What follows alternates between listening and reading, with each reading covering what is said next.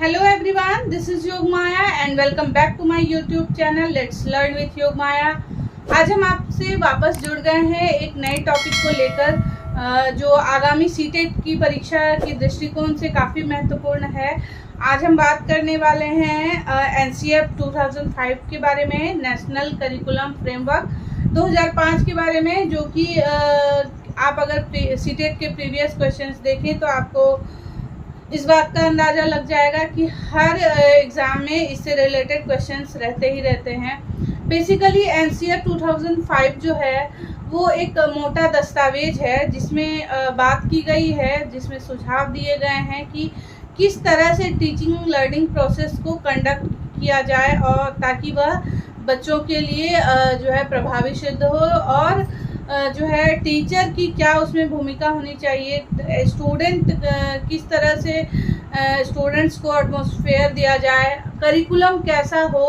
Basically curriculum पे ज़्यादा emphasis किया गया है कि क्योंकि यह करिकुलम फ्रेमवर्क ही है, तो करिकुलम कैसा होना चाहिए।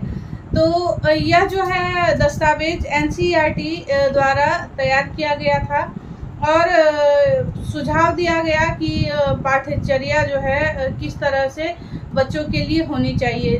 देश के लगभग सभी राज्यों ने इस फ्रेमवर्क को अपनाया और ये आज तक का बेस्ट करिकुलम फ्रेमवर्क है, क्योंकि आज के समय में जो भी NCERT की पाठ्य पुस्तक उपलब्ध हैं, टेक्स्ट बुक्स, वो सारे ऑलमोस्ट इसी NCF 2005 पे बेस्ड है। तो चलिए बिना देर किए हुए आज के टॉपिक को कंटिन्यू करते हैं। जो है आज हम पढ़ रहे हैं NCF 2005 यानी कि नेशनल करिकुलम फ्रेमवर्क 2005, राष्ट्रीय पाठ्यचर्या की रूपरेखा 2005। तो सबसे पहले जानते हैं कि इसको बनाया किसने। इसको बनाया NCERT, national council for educational research and training. NCERT द्वारा 14 से 19 जुलाई 2004 की बैठक में जो है NCERT की जो कार्यकारिणी समिति थी, उन्होंने बैठक की 2004 में 14 से 19 जुलाई के बीच, और उस समय यह निर्णय लिया गया कि देश की शिक्षा व्यवस्था के लिए एक करिकुलम फ्रेमवर्क की अत्यंत आवश्यकता है। जो है इसका जो मेन मूल मंत्र था इस करिकुलम फ्रेमवर्क का, जिस पर यह आधारित है, वह है शिक्षा बिना बोझ के। इसका क्या अर्थ है? शिक्षा बिना बोझ के का अर्थ है कि बच्चे जो हैं मोटी मोटी किताबें, बहुत सारी किताबें अपने बैग में लेकर जो जाते हैं, वो सिर्फ भारी होता है, वो उनके लिए एक बर्डन बन जाता है। तो बच्चे जो है एजुकेशन को, शिक्षा को एज अ बर्डन ना लेकर इंजॉय करते हुए जो है अपनी शिक्षा को प्राप्त करें, जो है वो नॉलेज को कंस्ट्रक्ट कर पाए। तो इसलिए इस NCF का थीम रखा गया शिक्षा बिना बोझ के। NCF के इस थीम को जो है किन्होंने क्रिएट किया? प्रोफेसर यशपाल। इन्हीं को NCF का जो है रचनाकार कहा जाता है, प्रोफेसर यशपाल को। बहुत बार परीक्षा में जो है पूछा जाता है कि NCF को बनाने वाले कौन थे, तो प्रोफेसर यशपाल। और यह जो है इसका थीम था शिक्षा बिना बोझ के, लर्निंग विदाउट बर्डन। इसका जो मूल मंत्र था, यह जो आधारित था, वह था रविन्द्रनाथ टैगोर का जो निबंध है सभ्यता एवं प्रगति। इसी पर आधारित जो है NCF को इसी निबंध पर आधारित बनाया गया। इस निबंध में रविन्द्रनाथ टैगोर जो कि महान कवि थे, वे हमें याद दिलाते हैं कि सृजनात्मकता जो है, सृजनात्मकता और उदार आनंद ही बचपन की कुंजी है। यानी कि जो है बचपन जो है, चाइल्डहुड जो है, वो क्रिएटिविटी और उदार आनंद की जो है, क्रिएटिविटी और उदार सृजनात्मकता और उदार आनंद ही बचपन की कुंजी है। बच्चे जो है क्रिएटिव होते हैं, वो उनका जो बचपन होता है वो मिट्टी के बर्तनों से खेलना, मिट्टी के बर्तन बनाना, खिलौने बनाना, पेड़ पौधों के साथ हरियाली में जीवन बिताना, जो भी वो बचपने में जो भी खेल खेलते हैं, उनमें कुछ ना कुछ क्रिएटिविटी उस समय से झलकती है। तो इस जो है करिकुलम फ्रेमवर्क को उनके निबंध पर आधारित माना गया सभ्यता एवं प्रगति पे। इस करिकुलम फ्रेमवर्क में 21 फोकस ग्रुप को बनाया गया जो कि विभिन्न क्षेत्रों पर अपना अपना सुझाव देते हैं। 21 फोकस ग्रुप थे इसमें। अब बात करते हैं कि ये कौन सा करिकुलम फ्रेमवर्क है। हमारा देश जब आज़ाद हुआ तब से लेकर पोस्ट इंडिपेंडेंस से लेकर अभी तक जो है 4 करिकुलम फ्रेमवर्क आए हैं। ये जो है एनसीएफ 2005 चौथा करिकुलम फ्रेमवर्क है। सबसे पहले जो है करिकुलम फ्रेमवर्क आया 1975 में। ये बेस्ड था 1968 के एजुकेशन पॉलिसी पे। 1968 में जो राष्ट्रीय शिक्षा नीति आई उस पर बेस्ड था। तो सबसे पहले आया 1975 में। फिर 1988 में दूसरा करिकुलम फ्रेमवर्क आया जो कि राष्ट्रीय शिक्षा नीति 1986 पर आधारित थी। 1986 में तीसरा करिकुलम फ्रेमवर्क आया 2000 में। और ये जो चौथा आया ये एनसीएफ 2005 ये 2005 में आया। तो इस तरह से ये जो है एनसीएफ 2005 चौथा करिकुलम फ्रेमवर्क है और अभी तक का सबसे ज़्यादा इफेक्टिव करिकुलम फ्रेमवर्क है। तो अब जानते हैं कि इसके मुख्य उद्देश्य क्या हैं। इस करिकुलम फ्रेमवर्क को बनाने के मुख्य उद्देश्य हैं शिक्षा की राष्ट्रीय व्यवस्था को बहुलतावादी समाज में मजबूती देना। आप जानते हैं कि भारत जो है एक बहुलतावादी समाज है। इसमें विभिन्न जाति, विभिन्न धर्म, विभिन्न रंग रूप, विभिन्न सभ्यताओं वाले लोग एक साथ रहते हैं। तो इस बहुलतावादी समाज में शिक्षा को जो है शिक्षा की राष्ट्रीय व्यवस्था को मजबूत बनाना था। मतलब जो है पूरे राष्ट्र में जो है एक रूपता वाली शिक्षा को लागू करना था। एनसीएफ जो है पूरे राज्य में जो है एक ढांचे को, एक रूपरेखा को बनाता है। और हमारी यह कोशिश, सरकार की यह कोशिश रहती है कि वो जो है देश के विभिन्न राज्यों में जो कि अलग अलग भाषा, अलग अलग सभ्यता, अलग अलग रंग रूप वाले, अलग अलग संस्कृति वाले राज्य हैं, उनमें एक रूपता बनी रहे और शिक्षा की जो ज्योति है एक तरह से सब जगह उसकी लौ जल सके। नेक्स्ट है विद्यार्थियों के विकास एवं अधिगम के संबंध में सर्वांगीण विकास करना। सबसे बड़ी बात है कि यह जो करिकुलम फ्रेमवर्क है वो बालकों के सर्वांगीण विकास को ध्यान में रखता है। यानी कि उनका फिजिकल डेवलपमेंट, उनका मेंटल डेवलपमेंट, उनका स्पिरिचुअल डेवलपमेंट, उनका मॉरल डेवलपमेंट, डिफरेंट यानी कि होलिस्टिक डेवलपमेंट, उन डिफरेंट एरियाज में उनके डेवलपमेंट को बैलेंस करना और उनका सर्वांगीण विकास करना। साथ ही साथ जो है अधिगम के संबंध में भी उनका ऑल राउंड डेवलपमेंट करना इस करिकुलम फ्रेमवर्क का उद्देश्य है।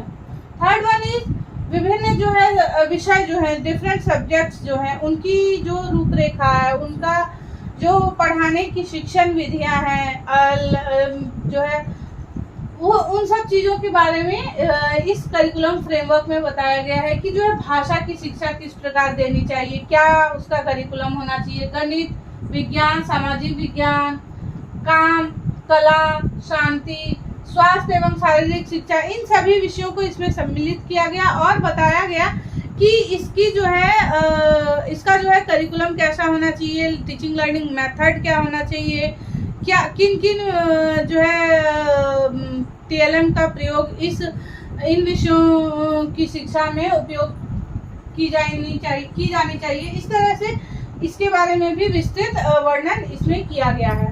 नेक्स्ट है ज्ञान की प्रक्रिया में समुदाय के लोगों को शामिल करना। जो भी टीचिंग लर्निंग प्रोसेस है, जब भी हम नॉलेज कंस्ट्रक्शन का जो प्रोसेस है उसमें जो है न सिर्फ विद्यालय के अंदर बल्कि समुदाय के लोगों को भी शामिल करना इस जो है एनसीएफ का एक उद्देश्य रहा है। नेक्स्ट है सृजनात्मकता और उदार आनंद ही बचपन की कुंजी है। ये जो है रविन्द्रनाथ टैगोर का सभ्यता एवं प्रगति जो निबंध है उससे लिया गया है। तो उस चीज को भी ध्यान में हमें रखना है कि हम शिक्षा इस प्रकार से दे बच्चों की क्रिएटिविटी और उनका बचपन कहीं खो ना जाए, इस बात का ध्यान हमें हमेशा रखना है। सभी विद्यार्थी नेक्स्ट है सभी विद्यार्थियों के लिए समावेशी वातावरण तैयार करना। बिल्कुल इस करिकुलम फ्रेमवर्क द्वारा यह बताया गया, यह प्रभावी रूप से बताया गया कि जो है छात्रों के लिए एक समावेशी वातावरण तैयार करना होगा, जिससे कि वो डिफरेंस महसूस नहीं करें, जिससे कि वो अपने साथ साथ जो दिव्यांग बच्चे हैं, जो आंशिक रूप से कमज़ोर बच्चे हैं, पार्शियली हैंडीकैप्ड हैं, तो उन सभी बच्चों को और नॉर्मल बच्चों को एक साथ एक ही कक्षा में पढ़ाना है। और जो है इससे क्या होगा, इंक्लूसिव एनवायरनमेंट क्रिएट होगा और बच्चे जो है विभिन्न तरह के बातों को सीख पाएंगे, अपने आप को समयानुसार अनुकूलित कर पाएंगे। और जो बच्चे दिव्यांग हैं या फिर जो डिफरेंशियली एबल्ड बच्चे हैं, वो बच्चे भी अपने आप को अलग थलग महसूस नहीं करेंगे और वो शिक्षा की मुख्य धारा से जुड़ पाएंगे। तो इस तरह से हम देखते हैं कि एनसीएफ का जो ऑब्जेक्टिव्स है उसका एरिया बहुत ब्रॉड है, बहुत ज़्यादा ब्रॉड है, और ये आज के समय के अनुसार है और बच्चों के सर्वांगीण विकास में, सभी बच्चों को शिक्षा की मुख्य धारा से जोड़ने में इसका जो है महत्वपूर्ण योगदान है और इसने बहुत हद तक भारत जैसे विकासशील देश में अपने असर को छोड़ा है। तो चलिए आगे बढ़ते हैं।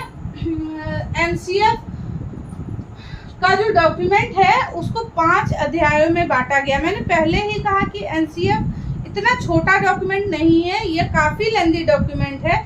इसको एक वीडियो में पढ़ना तो पॉसिबल बिल्कुल नहीं है, बट फिर भी हम एक ओवरव्यू, एक हल्का सा हर पॉइंट के बारे में जानते हुए जाते हैं। तो इसको 5 अध्यायों में बांटा गया है। हर एक अध्याय को विस्तृत रूप से बताया गया है, इंस्ट्रक्शन और सजेशंस दिए हुए। पहला अध्याय जो है, फर्स्ट लेसन जो है वो है परिप्रेक्ष्य। परिप्रेक्ष्य में बात होती है कि जो है एनसीएफ को लागू करने के पीछे बैकग्राउंड क्या है, किन विषयों पर आधारित है, किन कारणों से एनसीएफ को लाना आवश्यक समझा गया है। तो परिप्रेक्ष्य में वो सारी चीज़ें दी हुई हैं, जैसे सभ्यता एवं प्रगति निबंध के बारे में भी परिप्रेक्ष्य में बात की गई है विस्तृत रूप से। विभिन्न तरह की बातें जो इंट्रोडक्शनल पॉइंट्स हैं वो परिप्रेक्ष्य में सम्मिलित है, अध्याय 1 में सम्मिलित है। अध्याय 2 जो है, सेकेंड लेसन जो है वो है सीखना और ज्ञान। सीखना और ज्ञान जो है लर्निंग एंड नॉलेज। हम लोग बच्चे जो है किस तरह से सीखते हैं, किस तरह से चीज़ों को लर्न करते हैं और नॉलेज को किस तरह से कंस्ट्रक्ट करते हैं। एक और बात जो है, एनसीएफ का जो मूल मंत्र है, एनसीएफ का जो टाइप है वो है कंस्ट्रक्टिविज्म, रचनात्मकता। यानी कि बच्चे जो है, बच्चे के अंदर नॉलेज को डालना नहीं है, बच्चे खुद से क्रिएटिविटी से अपने जो है आइडियाज से वो नॉलेज को कंस्ट्रक्ट करेंगे। और जब वो नॉलेज को कंस्ट्रक्ट करेंगे लर्निंग बाय डूइंग के थ्रू, चीज़ों को करके सीखेंगे, तो वो ज्ञान जो उनमें आएगा, वो जो नॉलेज कंस्ट्रक्शन होगा वो पूर्ण रूप से स्थायी होगा और इफेक्टिव होगा। तो यहाँ पर सीखना और ज्ञान में भी बहुत सारे, सेकेंड अध्याय में बहुत सारे पॉइंट्स जोड़े गए हैं। तीसरा अध्याय जो है वो है पाठ्यचर्या के क्षेत्र एवं स्कूल की अवस्थाएं एवं आकलन। इसमें जो है करिकुलम के सारे एरियाज के बारे में बताया गया है कि कौन कौन से एरियाज में क्या क्या करिकुलम होना चाहिए, किन विषयों को शामिल किया गया है, कौन से विषय शामिल करना बिल्कुल अनिवार्य है, वो सारे करिकुलम एरियाज के बारे में बात की गई है। और दूसरी चीज़ जो बात की गई है, स्कूल की अवस्थाएं और असेसमेंट प्रोसेस क्या होगा, इवेल्युएशन प्रोसेस क्या होगा। पहले जिस तरह से समेटिव एग्जाम्स को इवेल्युएशन की तरह लिया जाता था, लेकिन अब जो है एनसीएफ के बाद जो है कंटिन्यूअस और कॉम्प्रिहेंसिव असेसमेंट को जो है शामिल किया गया, सतत और व्यापक मूल्यांकन।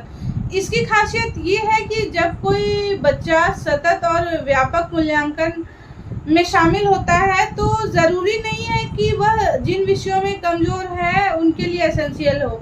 बच्चा जो है, अगर कोई बच्चा मैथ्स में कमज़ोर है और ड्राइंग में अच्छा है तो वो बैलेंस हो जाता है, उसका रिजल्ट जो है, उसका परफॉर्मेंस वो बैलेंस हो जाता है। और हम एक बार में इवेल्युएशन ना करके हम कक्षा के दौरान वीकली जो है मंथली उसका इवेल्युएशन करते जाते हैं और लास्ट में उसका रिजल्ट तैयार होता है। तो इस तरह से बच्चे का जो है ग्रोथ भी कंटिन्यूअस होते रहता है और शिक्षक भी जान पाते हैं कि हमारी कमी कहाँ है, किन एरियाज पर हमें काम करना चाहिए, और बच्चे का जो है कंटिन्यूअस जो है इवैल्यूएशन असेसमेंट होते रहता है। ये चीजें हैं। अध्याय 4 में है विद्यालय एवं कक्षा का वातावरण। जो है सबसे जरूरी चीज जो है एजुकेशन के लिए, बच्चे में लर्निंग हो उसके लिए, वो है विद्यालय एवं कक्षा का वातावरण कैसा है, विद्यालयी वातावरण कैसा है, साथ ही साथ कक्षा का वातावरण कैसा है।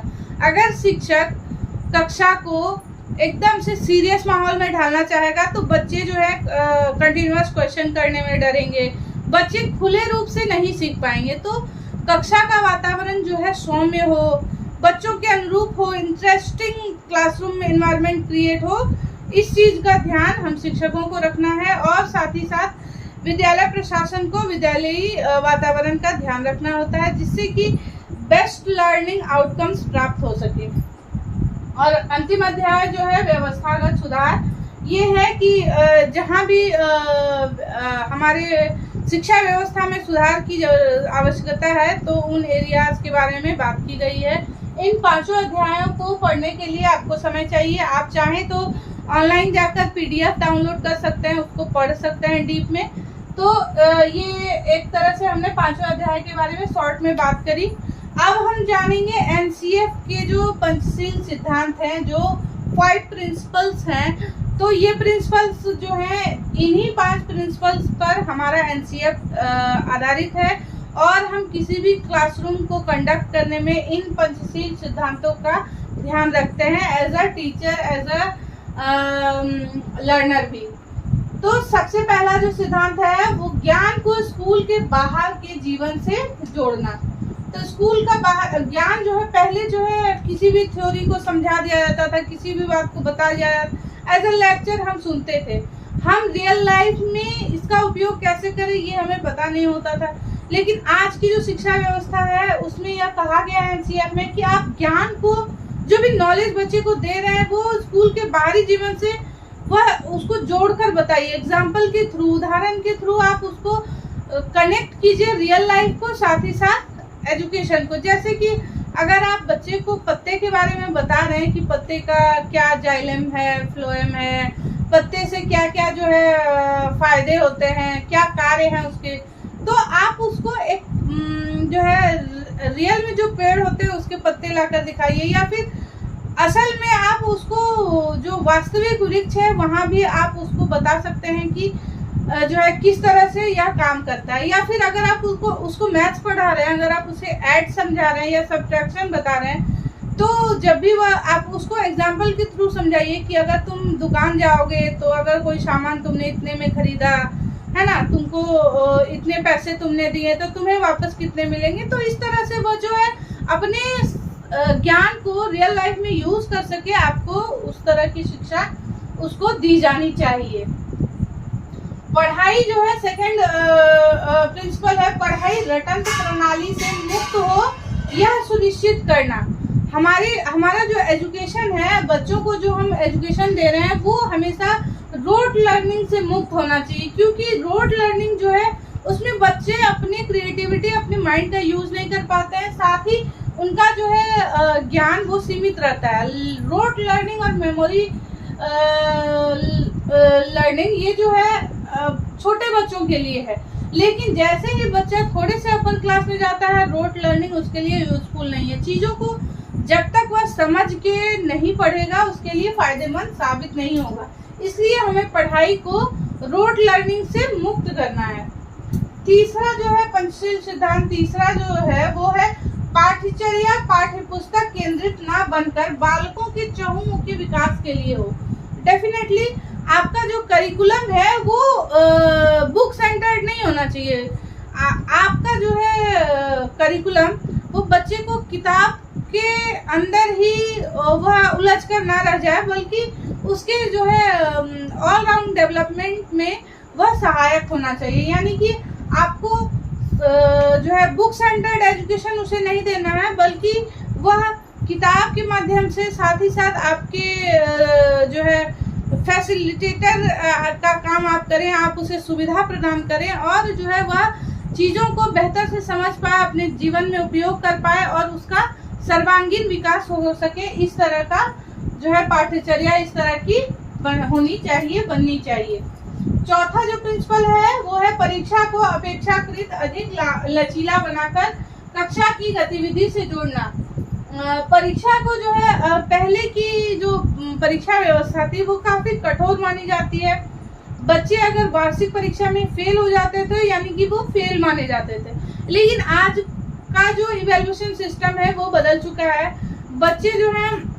बच्चे का कंटिन्यूअस और कॉम्प्रिहेंसिव असेसमेंट किया जाता है। उसके करिकुलर एक्टिविटीज साथ ही को करिकुलर एक्टिविटीज दोनों को इंक्लूड किया जाता है। अगर कोई बच्चा पढ़ाई में कमजोर है, अगर वह साइंस में कमजोर है लेकिन वह खेल में अच्छा कर रहा है तो उसके भी मार्क्स उसे मिलते हैं और वह अपने जो है एजुकेशन को बैलेंस कर पाता है। यानी कि आपको इवैल्यूएशन सिस्टम में करिकुलर एक्टिविटीज, को करिकुलर एक्टिविटीज, एकेडमिक और नॉन एकेडमिक दोनों को ऐड करना है। साथ ही परीक्षा को लचीला बनाना, यानी कि वो बर्डन नहीं डालना। आपको कंटिन्यूअस क्लासरूम में उसको इवेलुएट करते जाना है और तब वो रिजल्ट आपको बनाना है ना।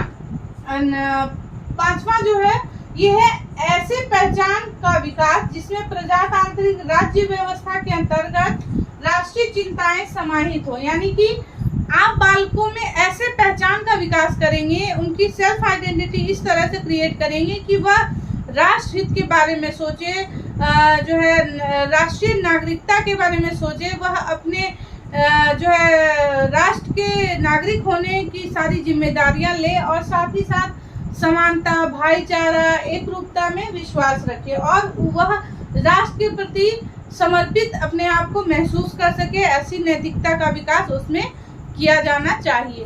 तो ये 5 सिद्धांत जो है एनसीएफ के, ये काफी महत्वपूर्ण है। परीक्षा में भी बहुत बार इन प्रिंसिपल से डायरेक्ट क्वेश्चंस आते हैं, है ना। तो आप इसको एक तरह से दिमाग में रखना है, आपको ये चीजें हमेशा याद रहनी चाहिए जिससे कि आप जो है एग्जाम टाइम में कभी भी कंफ्यूज ना करें। एक और थोड़ा बहुत और जान लेते हैं एनसीएफ के बारे में। एनसीएफ को हम एनसीएफ 2005 जो है वो कंस्ट्रक्टिविज्म पे बेस्ड है, रचनात्मकता पे आधारित है। रचनात्मकता का क्या अर्थ है कि स्टूडेंट जो है, लर्नर जो है वो नॉलेज कंस्ट्रक्ट करता है। आप एज अ टीचर नॉलेज को एज इट इज नहीं देते हैं बल्कि वह क्रिएट करता है और आपको उसको गाइड करना है ना। तो एनसीएफ में सबसे बड़ी चीज है कि हम नॉलेज को कैसे क्रिएट करेंगे बच्चे में, वो लर्निंग बाय डूइंग। उसका जो लर्निंग जो है वह जो सीखेगा वो करके सीखेगा, किसी भी एक्टिविटीज के थ्रू करके सीखेगा, किसी भी रियल सिचुएशन में जाकर करके सीखेगा, प्रैक्टिकल के थ्रू सीखेगा। यानी कि हर हाल में लर्निंग बाय डूइंग होगा। तो ये जो है कंस्ट्रक्टिविज्म का मेन फैक्टर है, लर्निंग बाय डूइंग। नेक्स्ट है प्रॉब्लम सॉल्विंग। वो जब भी बच्चे के सामने समस्या आएगी और वह खुद उसका सॉल्यूशन करेगा तो वो जो मेमोरी रिटेन करेगा वो उसके लिए बेस्ट होगा। तो प्रॉब्लम सॉल्विंग इसका एनसीएफ का जो है मुख्य लक्षण है या मुख्य उसको बोल सकते हैं कि कीवर्ड है कि आप बच्चे में जो है प्रॉब्लम सॉल्विंग एबिलिटी को डेवलप करना है, क्रिटिकल थिंकिंग को डेवलप करना है, जो है बच्चे विषम परिस्थितियों में निकलने के लिए सोच पाए, विषम परिस्थितियों में अपने दिमाग का यूज कर पाए और किस तरह से परिस्थितियों को सामान्य बनाया जा सके, इस चीज को सोच पाए। कंस्ट्रक्ट नॉलेज, बिल्कुल कंस्ट्रक्टिविज्म का अर्थ ही होता है कि नॉलेज को कंस्ट्रक्ट करना। टीचर एज अ फैसिलिटेटर, बिल्कुल यहाँ पर टीचर की भूमिका बताई गई है एनसीएफ में कि टीचर एक फैसिलिटेटर का काम करेंगे, यानी कि सुविधा प्रदाता के रूप में काम करेंगे। आप बच्चे को नॉलेज आपको एज इट इज डालना नहीं है, आप उसके सुविधादाता बने, यानी कि आप उसके लिए सिचुएशन क्रिएट करें ताकि वह नॉलेज को कंस्ट्रक्ट कर सके। नेक्स्ट है student as an active learner. बिल्कुल एनसीएफ में स्टूडेंट्स को learning by doing, demonstration method से सिखाना, तो ये सारी चीजें उसको एक्टिव लर्नर के रूप में देखती है। एनसीएफ हमेशा बच्चों को एज एन एक्टिव लर्नर देखता है। तो ये हमने देखा क्या क्या सीखा आज हमने। नेशनल करिकुलम फ्रेमवर्क कब कब आया, ये चौथा नेशनल करिकुलम फ्रेमवर्क था। यह प्रोफेसर यशपाल के द्वारा लाया गया था। इस जो है करिकुलम फ्रेमवर्क का जो आधार है वो है रविन्द्रनाथ टैगोर का निबंध सभ्यता और प्रगति। इसके जो है क्या क्या उद्देश्य हैं एनसीएफ के, क्या 5 अध्याय हैं किन किन क्षेत्रों से संबंधित, एनसीएफ के पंचशील सिद्धांत क्या क्या हैं, एनसीएफ जो है कब कब लाया गया, 75, 88, 2000 और 2005 में 21 फोकस ग्रुप बनाए गए हैं इसमें, और कुछ कुछ जो है मेजर पॉइंट्स हमने एनसीएफ के देखे। तो आशा करती हूँ आज इस वीडियो के द्वारा आप एनसीएफ के बारे में बहुत सारी जानकारियाँ हासिल कर पाए होंगे। अगर आपके लिए ये वीडियो यूज़फुल रहा या फिर आपको पसंद आया हो तो लाइक बटन ज़रूर हिट करें और मेरे चैनल को सब्सक्राइब करें ताकि आगे भी आपको अपडेट्स मिलती रहें। आज के लिए बस इतना ही। Thank you so much. मिलते हैं एक और नए टॉपिक के साथ अगले वीडियो में। Thank you.